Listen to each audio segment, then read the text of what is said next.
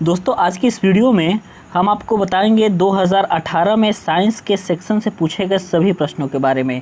2018 में साइंस में जो 50 क्वेश्चन पूछे गए थे, इन 50 क्वेश्चन के हम आपको सॉल्यूशन देंगे।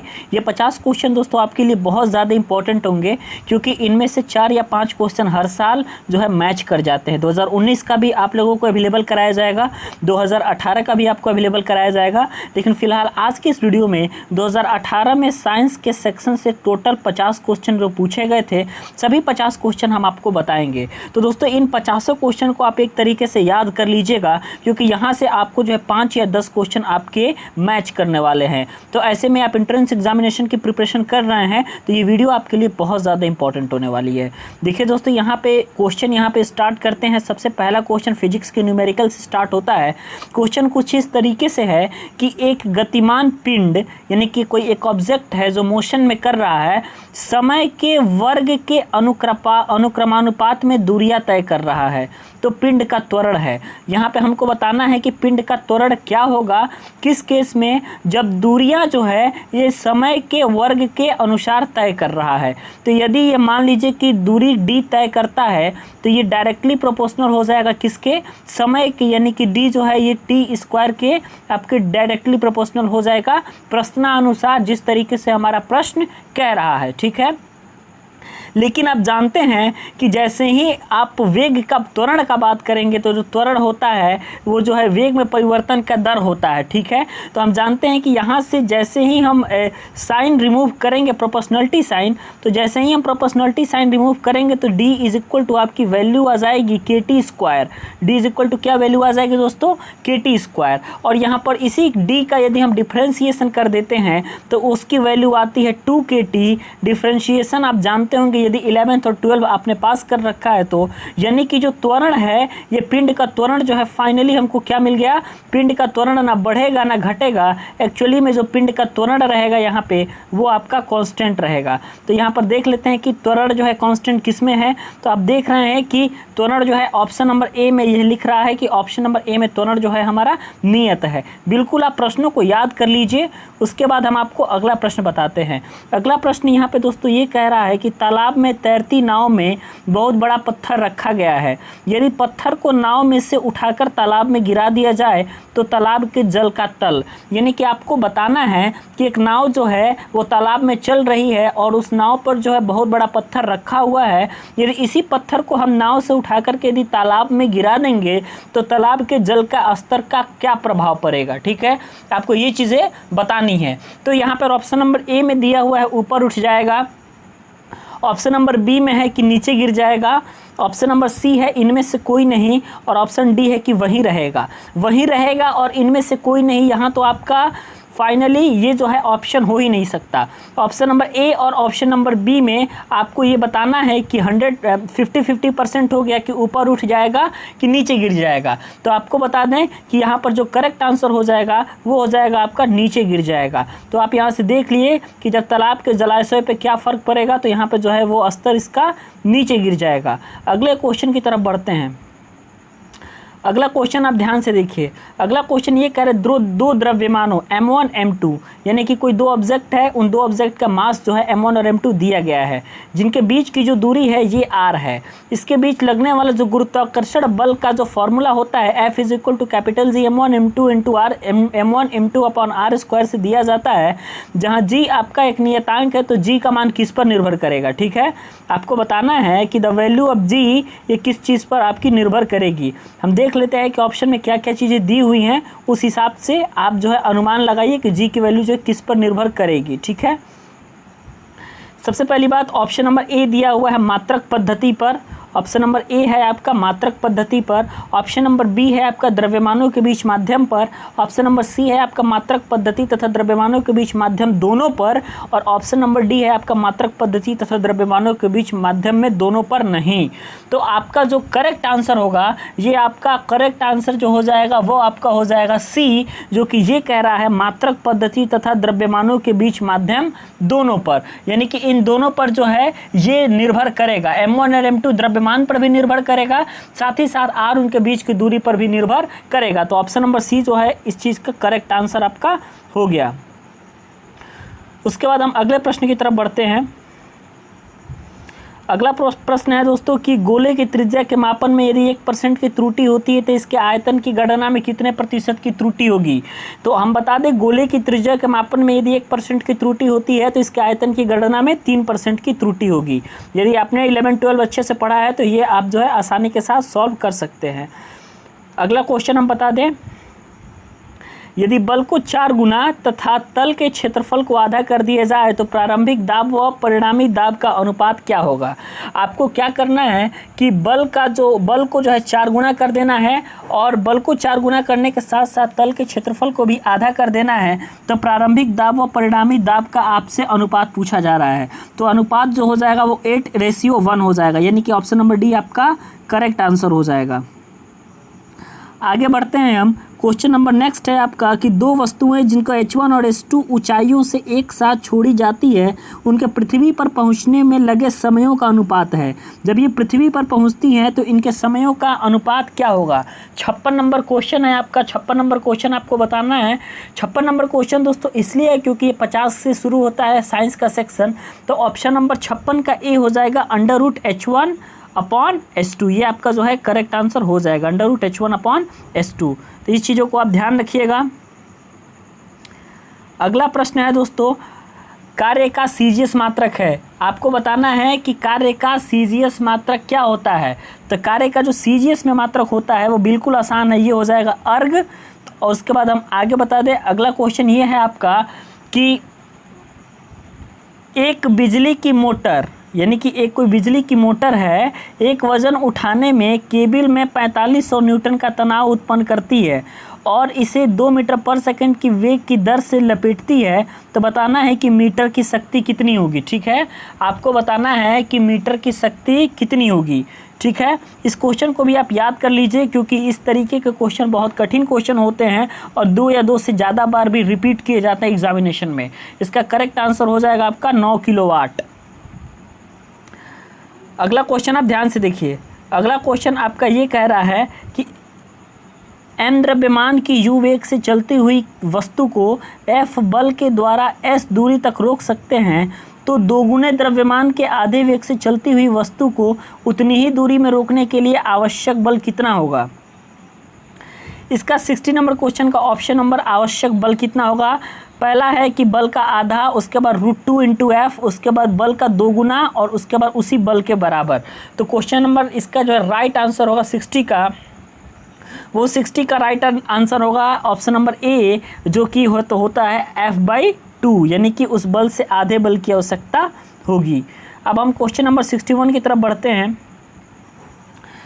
61 क्वेश्चन ये कह रहा है कि एक मोटरसाइकिल का त्वरण 8 मीटर पर सेकंड स्क्वायर है। आप यहाँ पे केवल क्वांटिटी पर ध्यान रखिए कि कोई मोटरसाइकिल है, इसका त्वरण 8 मीटर पर सेकंड स्क्वायर है। यदि एक ऐसी खराब मोटरसाइकिल इसके पीछे बांध दी जाए तो इसका त्वरण कितना होगा। एक खराब मोटरसाइकिल है, उसको इसी मोटरसाइकिल के पीछे बांध दिया गया है और इस जो ओरिजिनल मोटरसाइकिल है जो अच्छी है, चल रही है, तो उसका जो त्वरण है वो 8 मीटर पर सेकंड स्क्वायर है। क्योंकि त्वरण की इकाई 8 मीटर पर सेकंड स्क्वायर होती है, तो इसका जो करेक्ट आंसर होगा वो हो जाएगा ऑप्शन नंबर बी, 4 मीटर पर सेकंड स्क्वायर। इस तरीके के प्रश्न दोस्तों पूछे गए हैं यूपी पॉलिटेक्निक एंट्रेंस एग्जामिनेशन में। आप जो है इन सारे प्रश्नों का स्क्रीनशॉट भी ले सकते हैं, स्क्रीनशॉट के माध्यम से भी आप पढ़ाई कर सकते हैं। आप जो है क्वेश्चन नंबर, अगला हम नेक्स्ट क्वेश्चन की तरफ बढ़ते हैं। Question number 62। क्वेश्चन नंबर 62 ये कह रहा है, एक सेकेंड लोलक को ऐसे ग्रह पर ले जाया गया जहां गुरुत्वीय त्वरण का मान पृथ्वी की अपेक्षा 1/9 है, तो वहां दोलन का आवर्तकाल कितना हो जाएगा। आपसे पूछ रहा है दोलन का आवर्तकाल कितना हो जाएगा। ठीक है, यानी कि क्वेश्चन नंबर 62 है। तो यहाँ पर ये चीज़ें हैं कि कोई सेकंड लोलक है, सेकंड लोलक का आवर्तकाल आप कमेंट में हमको ज़रूर बताइएगा। तो सेकंड लोलक को ऐसे ग्रह पर ले जाया जाता है जहां गुरुत्वीय त्वरण का मान जो है ये पृथ्वी की अपेक्षा 1/9 है, तो वहां आवर्तकाल जो है वो हो जाएगा आपका 6 सेकंड। उसके बाद हम अगले क्वेश्चन की तरफ बढ़ते हैं। अगला क्वेश्चन जो है हम आपको बताते हैं। अगला क्वेश्चन आपका है 63 नंबर क्वेश्चन। ये क्वेश्चन ये कह रहा है कि दो वस्तुओं के वेग समान है, कोई दो वस्तु है, उनका वेग समान है, यदि इनके द्रव्यमान m1 m2 हो तथा गतिज ऊर्जाएं क्रमशः k1 k2 हो तो अनुपात k2/k1 का क्या होगा, यानी कि गतिज ऊर्जाओं का अनुपात क्या होगा। इस तरीके का प्रश्न बहुत बार पूछा जाता है। क्वेश्चन नंबर 63 है। आपको इस 63 में 4 ऑप्शन आपके ऑलरेडी दिए गए हैं। उसके बाद इन्हीं 4 ऑप्शन में से आपको बताना है कि करेक्ट आंसर आपका कौन सा। आप जो करेक्ट आंसर बताइए कि 63 नंबर क्वेश्चन का आपका करेक्ट आंसर क्या होगा। यहाँ पर जो 63 नंबर क्वेश्चन है, इस 63 नंबर क्वेश्चन का जो करेक्ट आंसर होगा वो होगा m1/m2। आप जो है सभी चीज़ों का सॉल्यूशन कर लीजिएगा, उसके बाद जो है आप एक बार अच्छे से प्रिपरेशन कर लीजिएगा। फिलहाल मेरा उद्देश्य ये है कि करेक्ट आंसर क्या है इस चीज़ को आपको बता देना, और उसके साथ साथ कौन कौन से क्वेश्चन आए थे उन सभी क्वेश्चन को एक बार आपको दिखा देना, ताकि पता चल जाए कि इस तरीके के क्वेश्चन ही आपके एंट्रेंस एग्जामिनेशन में पूछे जाते हैं। नेक्स्ट क्वेश्चन 60 नंबर 4 ये कह रहा है कि दो वस्तुओं की माप में 45 डिग्री फ़ारेनहाइट का अंतर है, तो सेल्सियस पैमाने पर यह अंतर कितना होगा। आप जानते हैं कि 64 नंबर क्वेश्चन में सेल्सियस और फ़ारेनहाइट में क्या चेंजेस होते हैं। सेल्सियस और फ़ारेनहाइट के हम चेंजेस की बात कर रहे हैं, तो हमारा सेल्सियस और फ़ारेनहाइट में सबसे पहली बात कि हमको रिलेशन पता होना चाहिए। तो ये रिलेशन होता है C/5 इज इक्वल टू आपका होता है F-32/9। इस रिलेशन से, सिर्फ इस फॉर्मूले से कोई ना कोई एक क्वेश्चन आपका ज़रूर पूछा जाता है। तो इस तरीके से आप जो है इन फॉर्मूले को तैयार कर ले जिसमें टेम्परेचर का कन्वर्जन होता है, चाहे वो फ़ारेनहाइट से सेल्सियस में हो, सेल्सियस से फ़ारेनहाइट में हो, जिस तरीके से केल्विन से सेल्सियस में हो, सभी चीज़ों का ये ज़रूर पूछा जाता है। 64 नंबर क्वेश्चन का बात करें तो 64 नंबर क्वेश्चन का ऑप्शन नंबर डी जो है ये करेक्ट आंसर होगा, इनमें से कोई नहीं। ठीक है, ऑप्शन नंबर डी जो है करेक्ट आंसर होगा, इनमें से कोई नहीं। लेकिन जो करेक्ट आंसर होगा इसकी वैल्यू आप निकाल लीजिएगा जो अभी हमने फॉर्मूला बनाया उसी से।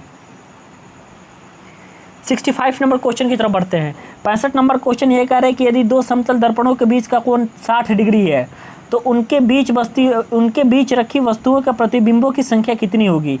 सेम क्वेश्चन, इससे भी आपके एक क्वेश्चन जरूर पूछे जाते हैं। प्रतिबिंब की संख्या ज्ञात करने से एक प्रश्न आपका पूछा जाता है कि प्रतिबिंबों की संख्या कितनी होगी। प्रतिबिंबों की संख्या निकालने के लिए आपके पास फॉर्मूला होता है n = 360/θ-1। ये आपका फॉर्मूला होता है प्रतिबिंबों की संख्या निकालने का।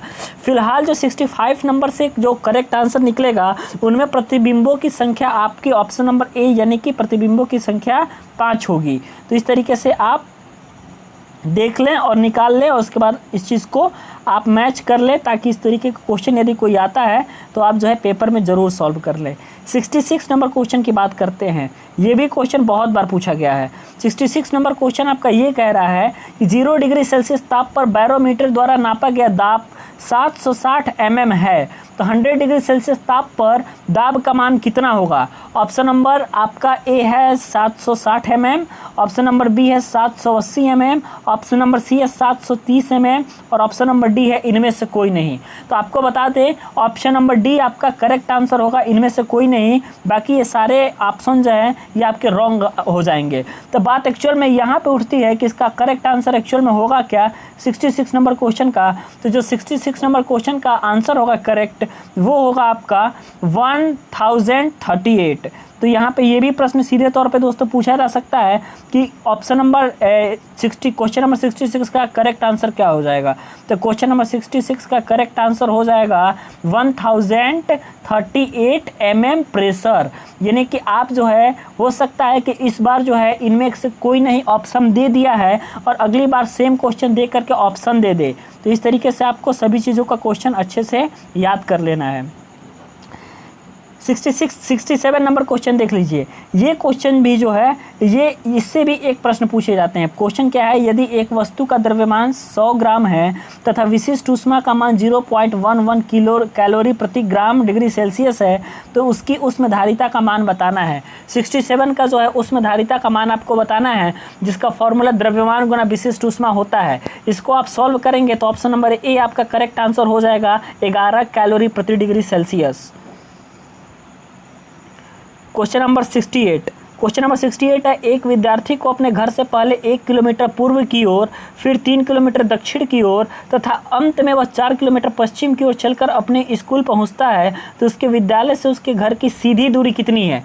68 नंबर क्वेश्चन में सीधी दूरी पूछ रहा है। सीधी दूरी जब पूछेगा तो विकर्ण वाला फॉर्मूला लगा दीजिएगा और उसके बाद आपका जो करेक्ट आंसर मिलेगा वो आपका ऑप्शन नंबर डी मिल जाएगा, जो कि 3√2 है। आप इन सभी क्वेश्चन को एक बार अपने से सॉल्व कर लीजिएगा, उसके बाद जो है आप इस चीज़ों को मैचअप कर सकते हैं। उसके बाद आपको हम 69 नंबर क्वेश्चन पे लेकर चलते हैं। 69 नंबर क्वेश्चन है, 5 ग्राम द्रव्यमान के पिंड विरामावस्था में पर एक बल्ब 20 सेकंड के लिए लगाता है, जिसके बाद उस पर कोई बल नहीं लगता तथा 5 सेकंड पश्चात 50 सेंटीमीटर की दूरी चलकर वह रुक जाता है, तो बल का मान न्यूटन में कितना होगा। बल का मान आपको न्यूटन में पूछा है। 69 नंबर क्वेश्चन है। आपको बता दें पिंड का द्रव्यमान दिया हुआ है 5 ग्राम, तो इसको किलोग्राम में कन्वर्ट करेंगे, 1000 से डिवाइड करेंगे तो 0.005 किलोग्राम आ जाएगा। और इस तरीके से यदि आप क्वेश्चन को सॉल्व करेंगे तो 69 नंबर क्वेश्चन का ऑप्शन नंबर जो है ये आपका सी करेक्ट आंसर हो जाएगा, जो है 0.2 × 10⁻³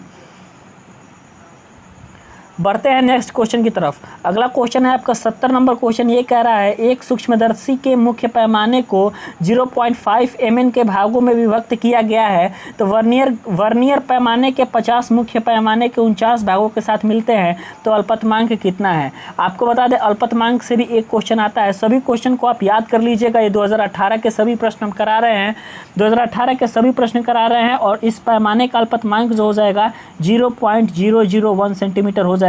ऑप्शन नंबर ए आपका करेक्ट आंसर हो जाएगा। अगला प्रश्न 71 नंबर पे आते हैं। 1 किलोवाट घंटा का मान कितना होता है। 1 किलोवाट घंटा का मान जो होता है वो आपको बताना है, और इसको बताना है ये किसके बराबर होता है। ऑप्शन नंबर ए है 1.0 horsepower, option number B है 3.6 × 10⁻⁶ जूल। ये आपका करेक्ट आंसर है। और यहाँ से कोई ना कोई प्रश्न आपका इस बार भी पूछा जाएगा और हर साल पूछा जाता है। क्वेश्चन नंबर 72 की तरफ आते हैं। 72 है कि एसआई पद्धति में न्यूटन सेकंड किसकी मात्रक है। तो आपका न्यूटन सेकंड जो होता है ये आपका मात्रक होता है आवेग का। ठीक है, आवेग जो होता है वो होता है F × T। इसका फॉर्मूला होता है आवेग का F × T। फोर्स का यूनिट होता है न्यूटन, जो कि यहाँ पे दिया हुआ है। टाइम की यूनिट होता है सेकंड, जो कि दिया हुआ है। तो 72 नंबर क्वेश्चन जो एसआई यूनिट आवेग का पूछ रहा है वो होता है आपका न्यूटन सेकंड। क्वेश्चन नंबर 73 है, ऊर्जा का मात्रक नहीं है। आपको बताना है कि कौन सा क्वेश्चन जो है ऊर्जा का मात्रक नहीं है। जूल ऊर्जा का मात्रक है, किलोवाट घंटा KWH जो है ये भी ऊर्जा का मात्रक है। उसके बाद आपको जो ऑप्शन नंबर सी है ये मेगावाट दिया हुआ है, जो कि पावर का मात्रक होता है, ऊर्जा का मात्रक नहीं होता। तो 73 नंबर क्वेश्चन ये आपका सही हो जाएगा।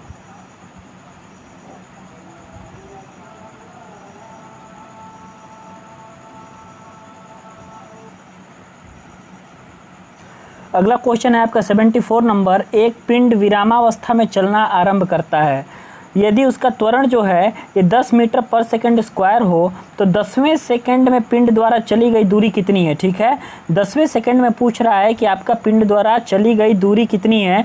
तो आपको जो ये करेक्ट आंसर हो जाएगा, ये करेक्ट आंसर आपका ऑप्शन नंबर बी हो जाएगा, जो 95 मीटर है। ठीक है, और उसके बाद इस क्वेश्चन को हम थोड़ा हिंट दे दें तो जब भी कोई पिंड विरामावस्था से चलना आरंभ करेगा तो उसके लिए u = 0 हो जाएगा। और यहाँ पर a की वैल्यू जो है वो 10 मीटर पर सेकंड स्क्वायर दे दी गई है। तो nवें सेकंड में जो दूरी तय की जाती है उसका फॉर्मूला होता है u + 1/2a × 2n-1। और यहाँ से जो है आप इस तरीके के सभी प्रश्न सॉल्व कर सकते हैं। 75 नंबर क्वेश्चन देखिए। 75 नंबर क्वेश्चन ये कह रहा है, दो बल्ब P1 तथा P2 का परिणामी P2 से 90 डिग्री पर है तथा इसका परिमाण P2 के समान है, तो P1 का परिमाण आपको बताना है। 75 नंबर क्वेश्चन कह रहा है P1 का परिणाम आपको बताना है, यानी कि R की वैल्यू आपको बतानी है, जो कि करेक्ट आंसर इसका हो जाएगा √2 × P2। यहाँ पे इसको ये क्वेश्चन किस तरीके से इसका आंसर आ रहा है, इसका यदि आप कहेंगे तो मैं डिटेल्ड वीडियो बनाकर दे दूंगा, लेकिन फिलहाल आपको एंट्रेंस एग्जामिनेशन देने से पहले ये इंपॉर्टेंट है कि 2018-2019 के सभी क्वेश्चन साइंस के आपके याद होने चाहिए, क्योंकि यहाँ से 2018 से 4 या 5 क्वेश्चन मैच करेगा और 2019 से 4 या 5 क्वेश्चन आपका मैच करेगा। अगला क्वेश्चन आपको बता दें, अगला क्वेश्चन क्या है आपका 76 नंबर क्वेश्चन आपका ये कह रहा है कि 100 सेंटीमीटर क्यूब विलयन जिसे 5.85 ग्राम NaCl जल में घोलकर प्राप्त किया गया की मोलरता होगी। आपको पूछ रहा है कि आपसे कि मोलरता इसकी कितनी होगी। मोलरता आपको बता दें, मोलरता इसकी कितनी होगी। तो 76 नंबर क्वेश्चन का जो मोलरता होगा वो मोलरता का मान होगा आपका ऑप्शन नंबर 6 1 मोलर। यहाँ पर मोलरता का मान कितना होगा, तो ऑप्शन नंबर सी 1 मोलर। और मोलरता का फॉर्मूला यहाँ पर small w upon capital M into 1 into 10,000 upon V, इस फॉर्मूले से आप निकाल लेंगे। अगले क्वेश्चन के बारे में बात करते हैं। ये क्वेश्चन नंबर है H2SO4 में सल्फर की ऑक्सीकरण संख्या कितनी है। आपको बताना है कि H2SO4 में सल्फर की ऑक्सीकरण संख्या कितनी होती है। तो 77 जो क्वेश्चन है इसका ऑप्शन नंबर ए यहाँ पर राइट आंसर हो जाएगा। इसकी ऑक्सीकरण संख्या जो होती है वो +6 होती है। ये भी क्वेश्चन पूछा जाता है, चाहे आपका सल्फर का पूछ लिया जाए चाहे ऑक्सीजन का पूछ लिया जाए, इसमें ये ज़रूरी है कि आपको ऑक्सीकरण संख्या निकालना आना चाहिए। ये क्वेश्चन नंबर 8 देखिए। क्वेश्चन नंबर 8 में आपको बताना है निम्न में से कौन सा समीकरण संतुलित है।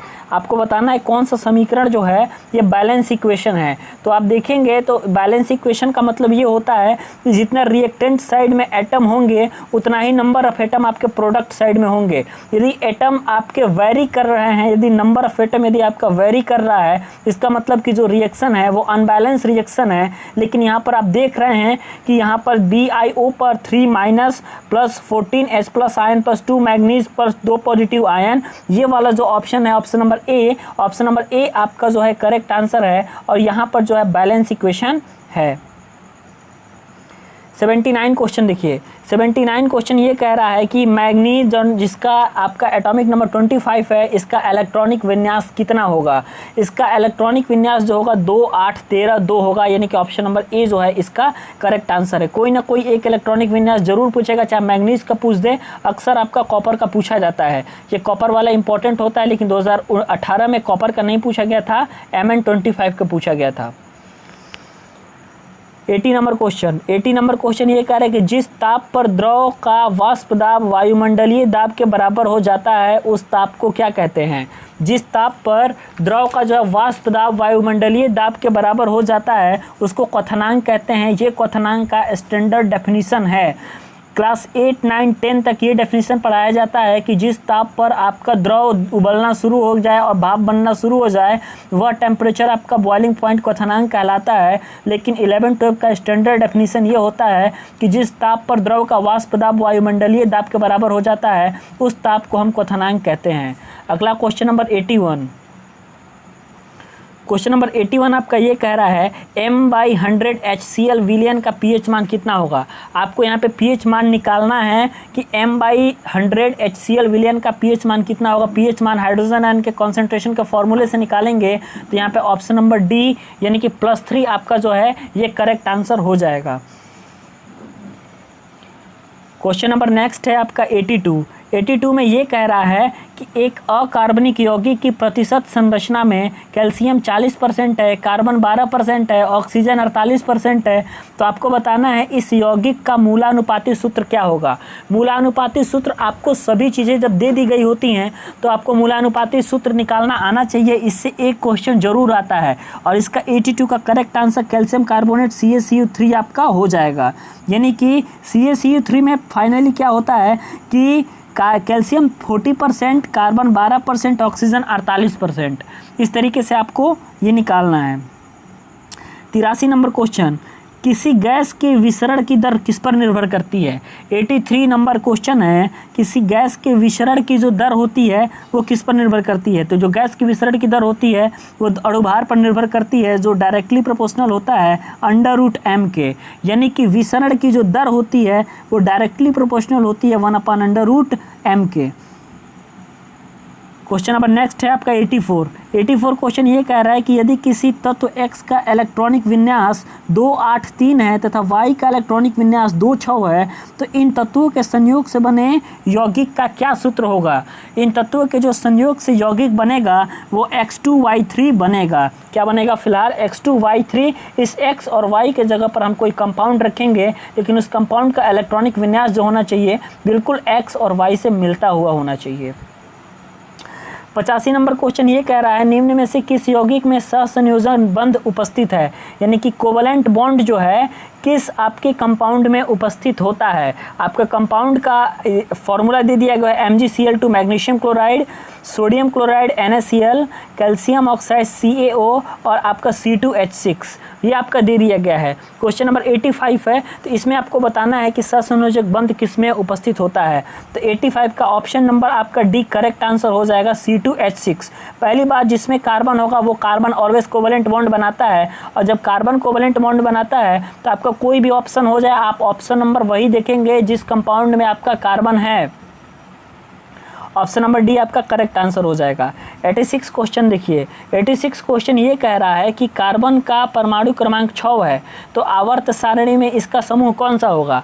86 नंबर क्वेश्चन है कि आपका कार्बन का परमाणु क्रमांक 6 है तो इसके आवर्त सारणी में इसका समूह क्या होगा। समूह जो है ये चौथे समूह का तत्व होगा, ठीक है। और कोई भी एटम का, कोई भी एलिमेंट का एटॉमिक नंबर Z की वैल्यू को दे करके परमाणु आवर्त सारणी में इसका स्थान पूछा जाता है। ये एक क्वेश्चन यहाँ से फिक्स होता है, चाहे आपका कॉपर का पूछा जाए, चाहे कार्बन का पूछा जाए, चाहे एल्यूमिनियम का पूछा जाए, मैक्सिमम जो है ये कॉपर का पूछा जाता है। 87 नंबर क्वेश्चन देख लीजिए। 87 नंबर क्वेश्चन है 0.01 ग्राम तुल्यांक Ag प्लस आयनों के निक्षेपित करने के लिए कितनी विद्युत की आवश्यकता होगी, यानी कि कितने विद्युत की आवश्यकता होगी। आपको क्या करना है, 0.01 ग्राम तुल्यांक Ag प्लस आयनों को निक्षेपित करना है। तो 87 का ऑप्शन नंबर बी जो है करेक्ट आंसर हो जाएगा, 0.01 फैराड। अगला क्वेश्चन है आपका 88 नंबर क्वेश्चन ये है कि BHC का पूरा नाम क्या होता है। BHC का पूरा नाम होता है बेंजीन हेक्साक्लोराइड। ये आपका ऑप्शन नंबर ए जो है यहाँ से करेक्ट आंसर आपको मिल गया।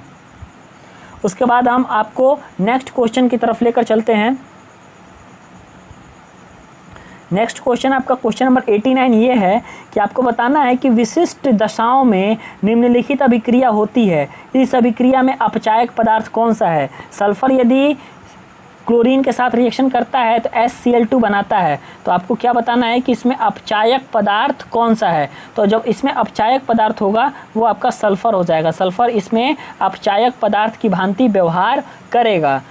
अगला क्वेश्चन नंबर 90 ये कह रहा है कि सल्फर का परमाणु क्रमांक 16 और परमाणु भार 32 है, तो आपको बताना है कि S2- में इलेक्ट्रॉनों व प्रोटॉनों की संख्या कितनी होगी। तो यहाँ पे ऑप्शन नंबर डी इसका करेक्ट आंसर हो जाएगा 18 और 16। चूँकि 2 माइनस है तो यहाँ पर जाहिर सी बात है, यहाँ पर 2 माइनस है यानी कि 2 अतिरिक्त इलेक्ट्रॉन इसमें आए होंगे, जबकि प्रोटॉनों की संख्या सेम होगी। तो यहाँ पे 16 प्रोटॉन होंगे, 16 इलेक्ट्रॉन भी होंगे, लेकिन सल्फर में यहाँ पर 2 इलेक्ट्रॉन S2- के रूप में अलग से आए हैं तो 2 यहाँ पर बढ़ जाएगा, 18 और 16 जो है इसका करेक्ट आंसर हो जाएगा। 91 नंबर क्वेश्चन के बारे में बात करते हैं। किसी पदार्थ के संतृप्त विलयन में 2.72 ग्राम के वाष्पन से 0.72 ग्राम अवक्षेप प्राप्त होता है तो पदार्थ की विलेयता है। आपको बताना है कि पदार्थ की विलेयता कितनी होगी। तो पदार्थ की जो विलेयता होगी वो आपकी होगी 36। आपकी पदार्थ की विलेयता कितनी होगी, 36 होगी। और आप जो है इस तरीके से 91 प्रश्न जो है सॉल्व कर चुके। इन सारे प्रश्नों को आप याद कर लीजिएगा ऑप्शन सहित, क्योंकि बिल्कुल 5 या 6 क्वेश्चन यहाँ से आपके रिपीट होने वाले हैं। अगला क्वेश्चन 92 नंबर ये कह रहा है कि पोटेशियम फेरोसाइनाइड K4FeCN6 किस प्रकार का लवण है। आपको बताना है K4FeCN6 जो है ये किस प्रकार का लवण है। लवणों का प्रकार आप पढ़े होंगे। 92 का ऑप्शन नंबर डी यहाँ पर संकर लवण करेक्ट आंसर आपका हो जाएगा। यहाँ पर 93 नंबर क्वेश्चन देखिए, सल्फ्यूरिक अम्ल का तुल्यांकी भार पूछा है। एक क्वेश्चन तुल्यांकी भार निकालने से आता है, चाहे वह H2SO4 का हो चाहे किसी और कंपाउंड का हो। तो तुल्यांकी भार का फॉर्मूला होता है अणु भार अपान तुल्यांक संख्या। तो अणु भार तो आपका अणु भार कितना होता है, इसका अणु भार इसका होता है 98, और 98 अणु भार होने के साथ साथ इसकी ग्राम तुल्यांक की जो संख्या होती है वो 2 होती है। जब इसको डिवाइड करेंगे तो 49 इसका जो है ये correct answer option number B आपका हो जाएगा।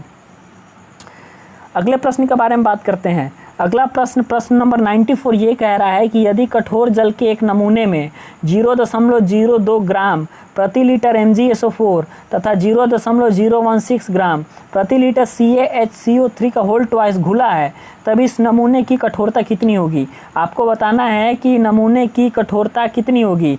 तो जो नमूने की कठोरता होगी वो आपकी 100 ppm होगी। कभी कभी ppm का फुल फॉर्म भी पूछ देता है, ये आप ध्यान रखिए। तो जब फुल फॉर्म इसका पूछेगा ppm का, तो आप करेक्ट आंसर लगाएंगे पार्ट पर मिलियन कॉन्सेंट्रेशन। 95 नंबर क्वेश्चन देखिए क्या है कि पृथ्वी पर पाई जाने वाली धातुओं में किसी प्रतिशतता भार के अनुसार अधिकतम होगी। किसकी प्रतिशतता भार के अनुसार आपकी अधिकतम होती है। तो आपको बता दें एल्यूमिनियम की जो प्रतिशतता होती है ये भार के अनुसार जो है ये आपकी अधिकतम होती है पृथ्वी पर पाए जाने वाली धातुओं में। अगला अगला क्वेश्चन आपका क्वेश्चन नंबर 96। गैस का अधिकतम प्रायिकता वेग प्रदर्शित किया जाता है।